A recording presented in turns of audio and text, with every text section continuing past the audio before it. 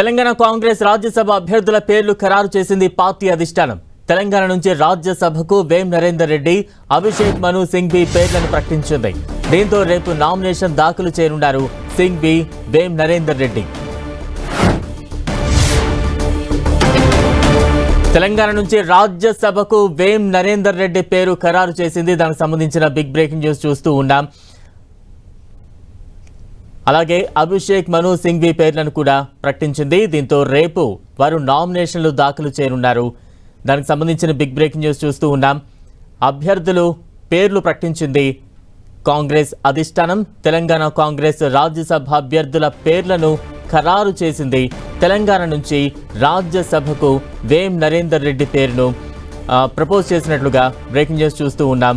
ఇక తెలంగాణ నుంచి మరోసారి అభిషేక్ మను సింఘ్వి రాజ్యసభకు తన పేరును ఖరారు చేసుకున్నట్టుగా ఇప్పటికే అప్డేట్స్ మనం చూస్తూ ఉన్నాం. రేపు వారు నామినేషన్లు దాఖలు చేయనున్నారు. తెలంగాణ కాంగ్రెస్ రాజ్యసభ అభ్యర్థుల పేర్లను అధిష్టానం ఖరారు చేసింది.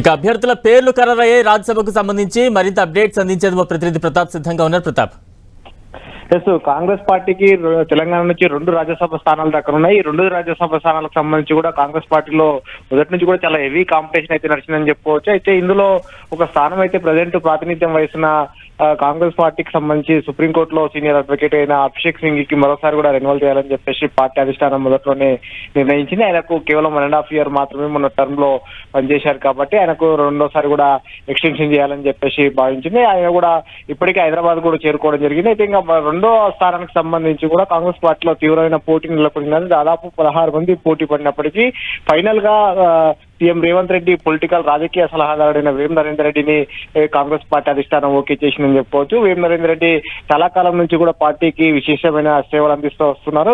ప్రభుత్వం ఏర్పడిన తర్వాత కూడా 2 సంవత్సరాల నుంచి కూడా ప్రభుత్వానికి సంబంధించి కానీ అటు పార్టీకి సంబంధించి కానీ ఏది వచ్చినా కూడా ఆయన పూర్తిగా తన బిడ్డలపై వేసుకొని పనిచేస్తున్నారు కాబట్టి పార్టీకి ఖచ్చితంగా పార్టీ కూడా ఆయన కండగా నిలవాలని చెప్పేసి నిర్ణయించింది. గతంలో అసెంబ్లీ ఎన్నికల సందర్భంగా కానీ ఆ తర్వాత వచ్చిన శాసనమండలి ఎమ్మెల్సీకి సంబంధించి 2 సార్లు ఎమ్మెల్సీ వచ్చినప్పుడు కూడా 2 సార్లలో కూడా నాకు ఛాన్స్ దక్కలేకపోయింది కాబట్టి ఈసారి అవకాశం కల్పించాలని చెప్పేసి నిర్ణయించారు. అయితే పార్టీకి చేస్తున్న సేవలను దృష్టిలో పెట్టుకుని అధిష్టానం కూడా వేం నరేందర్ రెడ్డిని ఖచ్చితంగా ఓకే చేసిందని చెప్పుకోవచ్చు. దాదాపు వేం నరేందర్ రెడ్డికి ఉదయం నుంచి కూడా ఆయనకు ఓకే చేస్తుందని చెప్పిన నేపథ్యంలో కాసేపటి క్రితమే వేం నరేందర్ రెడ్డికి పార్టీ అధిష్టానం నుంచి కూడా ఫోన్ చేసి రేపు నామినేషన్ వేసేందుకు కూడా సిద్ధంగా ఉండాలని కూడా చెప్పినట్టు కూడా తెలుస్తుంది. అయితే రేపు ఉదయం 11 గంటలకు వేం నరేందర్ రెడ్డి అదేవిధంగా అభిషేక్ సింగ్ ఇద్దరు కూడా అసెంబ్లీలో నామినేషన్ వేయనున్నారు. ఆ నామినేషన్ కి సంబంధించిన పత్రాలంతా కూడా పార్టీకి సంబంధించిన ప్రభుత్వ విప్పులు ఆల్ శ్రీనివాస్ బీర్లా దీన్ని ఇప్పటికే మొత్తం ప్రాసెస్ అంతా కూడా సెట్ చేయడం జరిగింది. ఒక్కొక్క నామినేషన్ కి సంబంధించి 10 మంది ఎమ్మెల్యేలు సంతకాలు చేయాల్సి ఉంటుంది. ఆ సంతకాలు కానీ మిగతా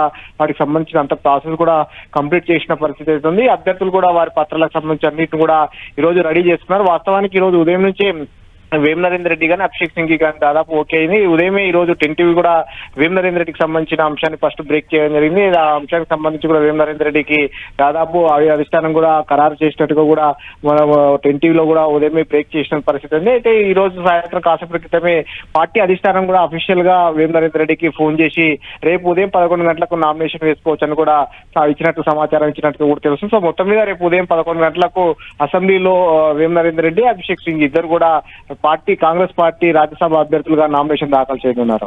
రైట్, థ్యాంక్ యూ ప్రతాప్.